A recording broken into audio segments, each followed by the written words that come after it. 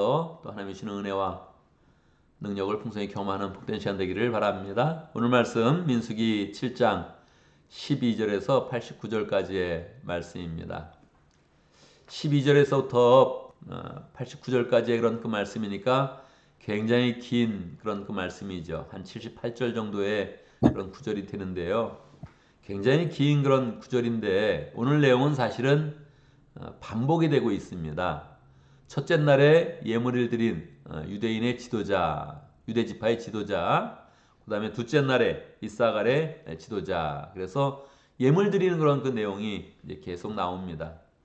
아마 혼자 성경을 읽으면서 통독을 하면서 이 본문을 만난다면 반복되네 하고서 그냥 지나가겠지요.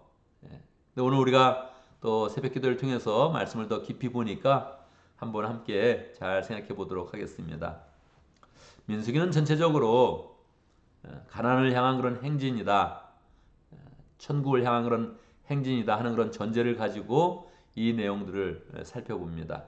그냥 제물을 드리는 내용 하면 아마 레위기 정도에 있으면 적절할 거예요. 그런데 오늘 내용은 제물을 드리는 그런 내용인데 지금 민수기에 있단 말이에요. 그러니까 이 내용은 우리가 인생의 행진을 할 때에 천국을 향한 그런 행진을 할 때에 승리의 비결이 무엇이냐, 우리 인생의 성공의 비결이 무엇이냐 하는 그런 그 관점을 가지고 이 본문을 이제 대해야 됩니다.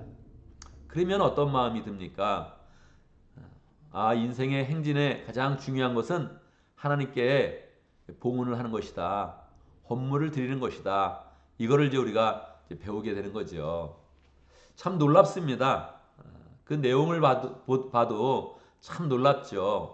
이 봉헌하는 그런 내용, 그냥 헌물을 드리는 그런 내용이 이렇게 길게 성경에 기록될 수 있을까? 또 반복되는데 말입니다. 반복이 되는데 그 반복을 그대로 기록을 이제 한 거란 말이에요.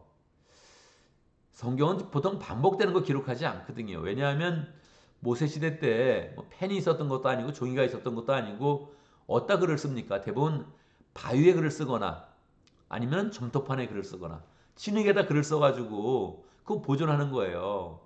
그러니까 그때까지는 뭐 양피지에 양가죽에 글 쓰는 것도 아직 발달되지 않았거든요. 그러니까 바위 같은데 석회를 발라서 쓰거나 아니면 진흙에다 써가지고 굽거나 그런단 말이에요. 그러니까 지금 광야 생활이니까 성경 한번 쓰면 그거 들고 가야 되거든요.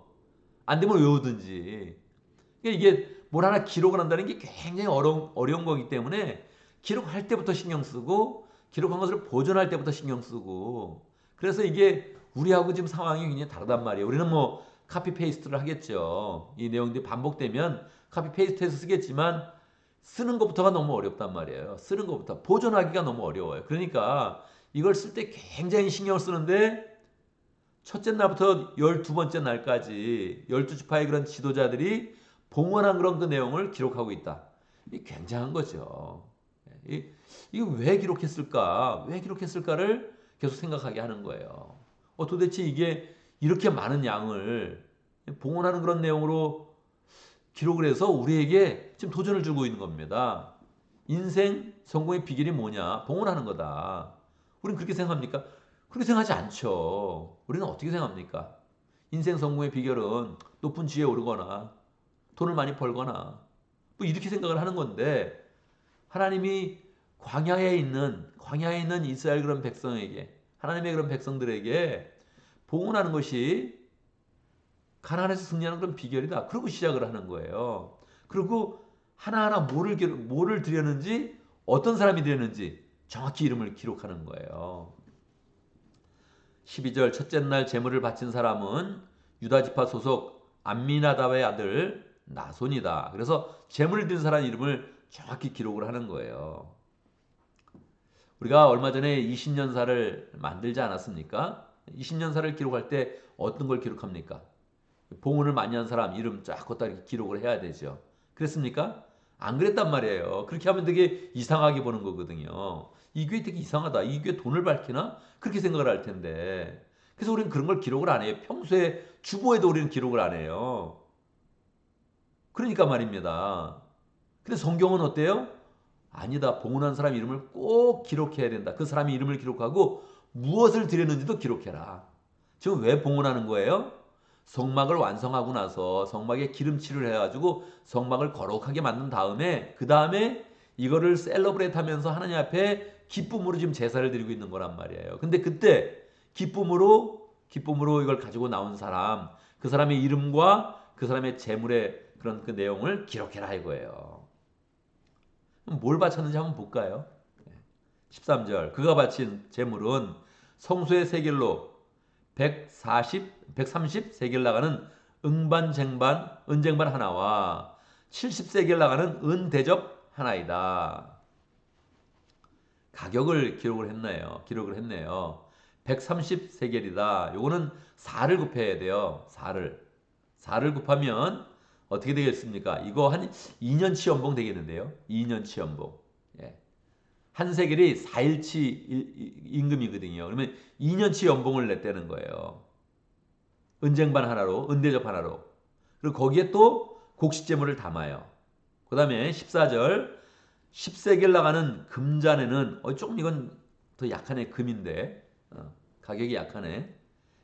40일이라는 그런 가격의 금잔, 작은 거죠. 굉장히. 그러면 작은 거에 향을 담았고요. 15절 수송아지 한 마리와 수양 한 마리, 그리고 1년 된 수양 한 마리 번제물로 바치고, 여기 또 이제 제사를 드리는데 여러 가지 제사를 드리는 거란 말이에요. 번제물 바치고 16절에 보면 수양 한 마리, 수염소 한 마리로 속죄제물을 드리고, 17절 화목제물로는 황소 2마리와 수양 5마리를 드리고 수염소 5마리, 1년 된 새끼 수양 5마리 이렇게 드렸다는 거예요. 이게 이제 암미나답의 아들 나손이 바친 제물이다. 그래서 이제 17절까지 해서 한 사이클을 이제 마치는 거예요. 그러고는 이제 계속 반복해서 나오는 거예요. 다른 사람이면 다른 지파의 대표자 한 사람 해가지고 계속 12번을 지금 반복하고 있는 거예요. 아, 정말 신기하죠. 이게 어떻게 성경이 될 수 있을까? 교회 역사를 기록하는데 말이에요. 20년사 기록하는데 누가 헌금을 많이 했더라. 누가 이런 헌금을 했더라. 누가 이렇게 봉헌을 했다 하면서 계속 기록을 하면 딴 걸 기록 안 하고 말이에요. 딴 걸 기록 안 한 거잖아요, 지금. 딴 걸 기록 안 하고 이걸 기록을 한다면 그런 사람들이 어떻게 그걸 받아들일까? 좀 이상하지 않아요? 왜 그럴까? 하나님이 이걸 굉장히 기뻐했다는 거죠. 기뻐했고 왜 기뻐했을까? 그럼 하나님이 왜 이걸 기뻐했을까? 일단 이제 성막 때문에 기뻐한 거예요. 성막을 기뻐하니까. 성막이 뭐라고요? 하나님의 임재를 상징하는 거죠. 이 광야 생활 가운데 가나안에 들어갈 때 하나님이 동행하신다. 이거를 이제 의미하는 건데 이 성막을 완성해서 기뻐하는 그 예물, 그걸 기뻐했다는 거예요. 하나님과 동행하는 그 예물, 그거를 기뻐했다는 거예요. 그런데 이제 이 사람들이 지금 어디 있어요? 지금 경제 활동을 하는 사람들이 아니잖아요. 이 사람들이. 그렇지 않아요? 광야에서 지금 행진하는 사람들이니까 지금 시내산에 왔고 이제 시내산에서 다시 가나안을 따라서 행진하려고 하는데 지금 10장까지 그 준비 과정을 계속 얘기한단 말이에요. 이제 행진할 걸 막 짐 싸는 중이에요. 지금 짐 싸면서 지금 마지막으로 말씀을 이제 받는 건데. 근데 이 광야에 있으니까 말이에요. 경제 활동을 열심히 하는 사람들은 아니거든요. 그러니까 그 사람들이 은이 있다면 어디서 돈을 벌어서 은을 가진 건 아니에요. 이게 이집트에서 나올 때 가지고 있는 거예요. 그러니까 한번 드리면 이제 없는 거예요. 수중에 없어지는 거예요. 그러니까 가진 거에 거의 전부일 가능성이 높아요. 그렇지 않겠어요? 여러분 금 있어요? 금으로 이렇게 금으로 잔을 만들 수 있는 금 정도 있습니까? 아마 있으면 뭐 글쎄 우리 집에는 애기들 돌반지 때 받았던 그 돌반지 정도 있을까? 금이 뭐 이렇게 있지는 않거든요. 이 사람들도 그럴 거예요. 뭐 경제 활동을 하지 않으니까 금이 많지는 않을 거예요. 근데 금을 가져온 거예요. 뭡니까? 가진 거 전부를 드리는 거죠. 그 다음부터 이제 동물이 많이 나오잖아요. 동물이 수송아지 한 마리, 수양 한 마리.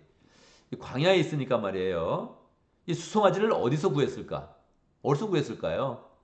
이집트에서부터 가지고 왔거나 뭐 가지고 있는 그런 그 수염소를 아니 수송아지를 어떻게 했겠죠. 예. 교배를 시켜서 뭐 이렇게 가졌거나 그건데 홍해를 건널 때 가져온 그 소 이때 이거 바쳐버려. 어떻게 되는 겁니까? 없어지는 거죠. 예. 홍해를 건너면서 데리고 왔던 수양 이거를 그냥 바친다고요?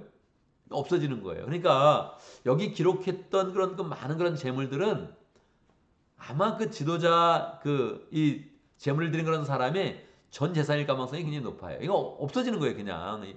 그리고 불안하잖아요, 이 광야 생활 가운데. 그러지 않아요? 양식이 떨어지진 않을까? 아, 뭐가 좀 필요하지 않을까? 이 굉장히 이게 조바심이 있는데 그냥 가진 모든 거를 한번 이렇게 드리면서 예, 하나님이 우리 가운데 함께 하심을 기뻐하는 거예요. 그걸 꽉 잡는 거죠. 하나님이 함께 하심을 붙잡으면 어떻게 된다고요? 그게 축복인 거예요. 그때 필요한 모든 게 공급되는 거죠. 예. 그러니까 이게 참 독특한 그런 본문입니다. 지금 가나안 땅까지 행진을 해야 되는데 가나안 땅에서 뭔가 또 전쟁을 해야 되는데 지금 그걸 막 준비하는데 뭐가 필요하냐? 뭐가 필요하냐? 그 승리의 그런 비결은 봉헌이다. 그렇게 이야기하는 거예요. 헌물을 드리라. 그렇게 이야기하는 거예요. 얼만큼 드리는 건가? 얼만큼 드릴까? 뭐 11조 간단하잖아요. 그냥 뭐 30분의 1 구제헌금 드려라. 간단한 거거든요, 이거는. 근데 이 광야 생활 가운데 모든 거를 다 드리면서 하나님이 우리의 양식입니다. 하나님이 공급자입니다. 하나님이 축복입니다. 이거를 이제 고백한 거예요. 아마 뭐 스스로 고백하지는 않았을 것 같고 가이드라인이 있었던 것 같아요. 그러니까 이 12번이 반복되고 12명의 그런 봉헌의 그런 예물이 동일하거든요. 그러니까 가이드라인은 분명히 있었던 것 같아요. 근데 가이드라인이 이거 보통 사람이 이룰 수 없는 거였죠. 그냥 인생 전부를 바친다고 하지 않는 한 이걸 하기 어려웠던 거란 말이에요. 근데 그렇게 했던 것이 하나님의 역사에 기록됐고 또 그 가문이 하나님의 인도하심을 잘 받은 거죠. 그러니까 기록하고 싶은 거예요. 하나님도 기록하고 싶었고 이스라엘 백성들도 기록해야 된다고 생각했었고 기록해서 이거 운반해야 되는데 기록물을 또 운반해야 되는데 말이에요. 그 운반의 모든 과정을 함께 책임지면서 이런 사람은 본이 된다. 이렇게 이제 나아갔던 것이죠. 여러분 우리가 인생의 행진을 하고 있는데요. 인생의 행진을 할 때 정말 성공의 그런 비결이 뭐냐? 인생 승리의 그런 비결이 뭐냐? 하나님께 드리는 거라는 거예요. 하나님께 드리는 거. 이게 인생이에요. 어제를 생각해 봐도 어제가 지나가면 이 과거는 지나가면 그냥 지나가는 거거든요. 어떤 사람은 우리가 경험을 하면 다 이게 우리 속에 남는다 그러는데 이게 뭐가 남아요? 남기는 뭐가 남아? 이게 우리의 그런 삶 가운데 남는 거는요. 하늘에 쌓는 거예요. 하늘에 쌓는 게 하나님께 드리는 거죠. 하나님께 시간을 드리고 마음 드리고 물질 드리는 게 남는 거예요. 우리는 늘 많이 벌기를 소망하는데 벌어도 쓴다니까요. 많이 벌면 많이 써요. 적게 벌면 적게 쓰고 웃기지 않아요? 그래서 대부분 우리 교인들의 그런 삶을 보면 비슷해요. 제가 20년을 봤는데 저의 삶도 마찬가지고요. 뭐 비슷해요. 먹고 사는 거 비슷하고 어려우나 힘드나 세끼 먹는 게 비슷하다고요. 세끼 먹는 게. 뭐 옷 입는 것도 뭐 또 조금 뭐 좋은 거 한번 사볼 수 있지만 입어봐야 뭐 또 별거 없어요. 지나고 보면 다 별거 없잖아요. 그렇지 않아요? 새로운 그런 신발 한번 사가지고 뿌듯해 그럴 수 있지만 뭐 신어보면 또 별거 없죠. 뭐 그냥 지나가는 거예요. 지나가면 끝이야. 지나가면 남는 게 아니라 그건 다 그냥 없어지는 거라고요. 없어지는 거. 뭐가 남아요? 뭐가? 하나님께 잘 드렸던 게 남는 거예요. 그걸 우리에게 지금 도전하는 거예요. 그거를 78절 정도의 그런 걸쳐서 계속 보여주면서 이게 뭐지 도대체? 뭐를 얘기하는 거지? 싶을 정도로 반복을 12번이나 하면서 인생을 성공하고 싶느냐? 하나님께 잘 드리는 삶을 살아라. 그렇게 이야기하는 거죠. 사도 바울도 그랬습니다. 사도 바울도 1장에서 8장까지 복음의 핵심을 계속적으로 논리적으로 이야기하고 9장에서 11장까지 다시 한번 하나님의 그런 섭리, 인생을 구원하는 하나님의 그런 섭리를 다시 한번 설명하고 12장을 시작하면서 그렇게 이야기합니다. 그러므로 형제들아, 그러므로 형제들아, 자매들아, 내가 하나님의 모든 자비하심으로 너희를 권하노니 너희 몸을 하나님이 기뻐하시는 거룩한 산 제사로 드려라. 그렇게 이야기합니다. 거룩한 산 제사로 드려라. 이는 너희의 드릴 영적 예배니라. 그렇게 이야기를 해서 이 복음을 깨달은 사람, 은혜를 깨달은 사람, 그게 뭐냐? 하나님 내 몸을, 내 인생을 하나님 앞에 산 제사로 드리겠습니다. 그렇게 될 때 그 인생이 다 드린 것 같은데 사실 하나님께 다 받으며 다 누리며 다 남기며 다 쌓으며 살아가는 그런 인생이 된다는 것입니다. 그래서 우리 여러분 그 마음 가운데 뭐 갖고 싶은 거, 저장하고 싶은 거, 저축하고 싶은 거 이런 것도 있겠지만 기본적으로 우리 여러분 그 마음을 하나님 앞에 잘 드리겠습니다. 내 인생을 하나님께 잘 드리겠습니다. 그러면서 우리가 또 가정교회를 세워나가고 또 목장을 세워나가고 또 그 가운데 교회를 잘 세워서 교회를 남기고 사람을 남기고 하나님을 남기고 신앙을 남기고 성품을 남기는 복된 인생 되기를 간절히 바랍니다. 오늘도 말씀 가운데 기도 제목을 붙잡습니다. 우리가 기쁘게 하나님께 잘 드리는 그런 사람 될 수 있도록 하나님께 우리의 인생을 산 제사로 드리는 복된 그런 인생 될 수 있도록 오늘 목장을 위해서 기도하는데 차영지 목장을 위해서 기도하겠습니다. 차영지 목장의 정하영 목자님 위해서 기도하고 목원들 위해서 기도하고 일찍이 차영지 운동 차세대 영적 지도자 운동을 펼쳤던 허천의 목사님 위해서 함께 기도하고 오늘 금요일을 맞이했습니다. 다 또 목장별로 가정교회 모임을 가질 것인데 오늘 모임 가운데 은혜가 풍성하도록 우리의 목장을 위해서 먼저 기도하지 말고 가능한 다른 목장을 위해서 먼저 기도하고 또 각자 목장을 위해서 함께 기도하는 시간 갖도록 하겠습니다.